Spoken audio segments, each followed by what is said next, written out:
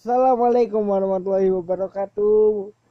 Berjumpa lagi bersama saya Amar. Di video kedua hari ini kita akan membahas seputar timnas nasional Indonesia yang malam nanti akan berlaga di laga kedua fase grup SEA Games 2021 yang diadakan di tahun 2022 ini. Seperti kita tahu, di laga perdana kemarin pada hari Jumat 6 Mei 2022, tim nasional Indonesia terbantai 3-0 dari tim nasional Vietnam. Banyak catatan yang bisa kita catat di laga ini. Pertama, lini belakang menjadi faktor utama yang banyak dikritik oleh netizen Indonesia, terutama fullback kanan, fullback kiri, Firza Andika dan juga Rio Fahmi. Apalagi Rio Fahmi yang begitu banyak dibully, dicaci, dimaki oleh para netizen Indonesia. Tapi gini, sebelum kita beranjak ke lebih jauh, kenapa Indonesia bisa kalah dan lain sebagainya, kita harus ingat bahwa ini baru laga perdana. Masih ada kesempatan kita untuk bisa lolos ke semifinal.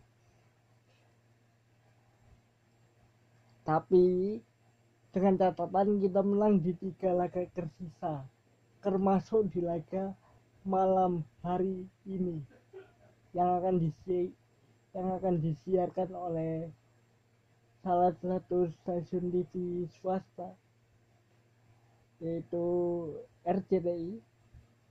Dan kalau kita bicara soal skema yang dilakukan oleh pelatih Sintayong di laga pembuka kemarin, ada yang perlu dikoreksi.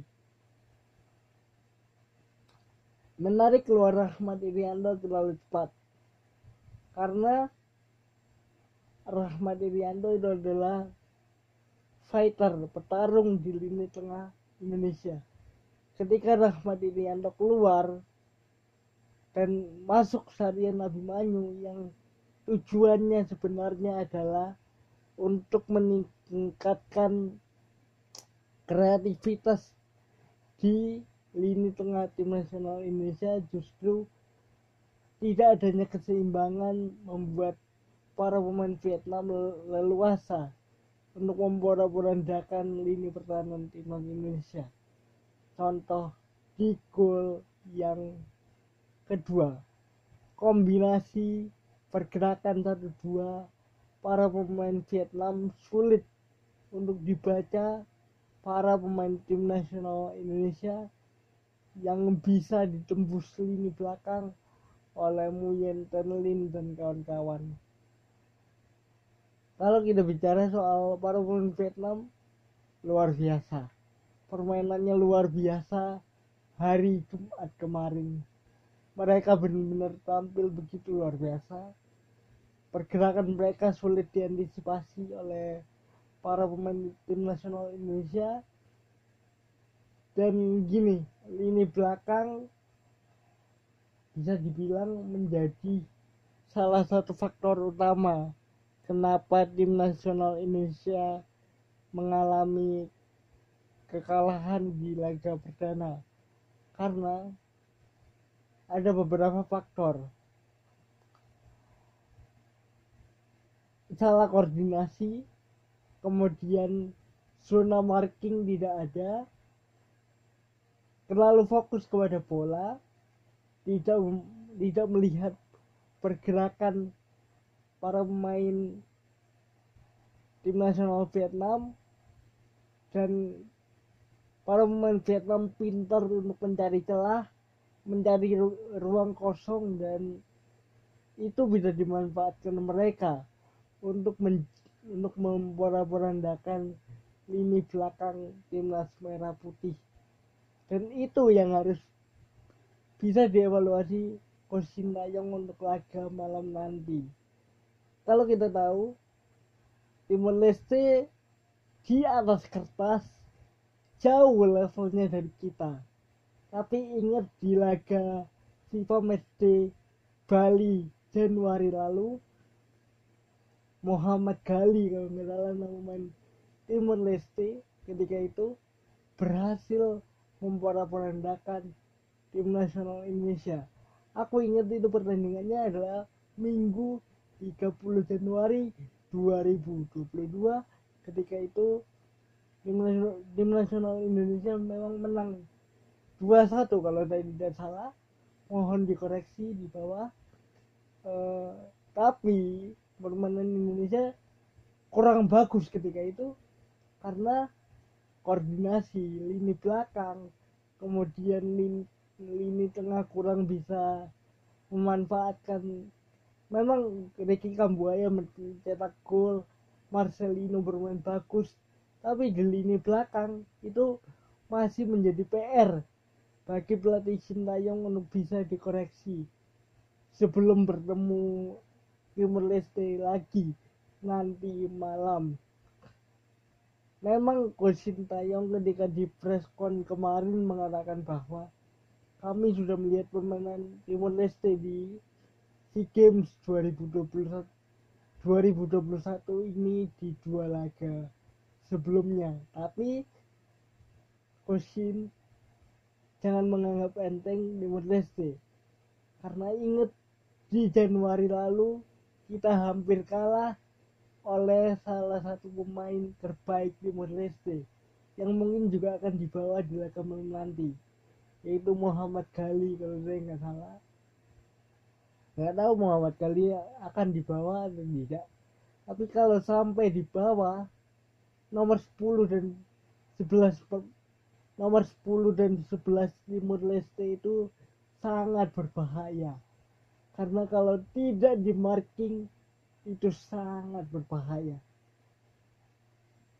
Aku ingat waktu itu bahkan Valentino Jebret Simanjuntak mengatakan dia tidak suka, atau Bung Valen tidak suka cara bermain tim nasional Indonesia ketika itu. Dia utarakan hal itu di, kalau nggak salah, di Jebret Media TV ketika itu. Dan ya memang bener, meskipun menang kita kurang puas gitu, karena ada beberapa koreksi, ada beberapa kesalahan di posisi back yang masih perlu dibenahi oleh Coach Sintayong. Dan sekali lagi sebelum menghadapi Timor Leste di laga malam nanti, Coach Sintayong harus sudah mengevaluasi taktiknya, karena gini, pasti pelatih Timor Leste kalau nggak salah namanya itu saya lupa, pelatih Timor Leste sudah tahu kelemahan kita kan. Dia pasti sudah menonton pertandingan kita kalah 3-0 dari Vietnam Jumat kemarin, dan itu kita harus hati-hati. Pasti Muhammad Gali nomor 10 dan juga si nomor 11 saya nggak tahu siapa, pasti akan menjadi andalan untuk Timor Leste untuk bisa mengobrak-abrik lini belakang tim nasional Indonesia. Dan hal itu yang harus diwaspadai oleh tim nasional Indonesia. Ketika lini belakang menjadi masalah, itu yang harus bisa dikoreksi oleh Coach Sintayong sebelum laga malam nanti.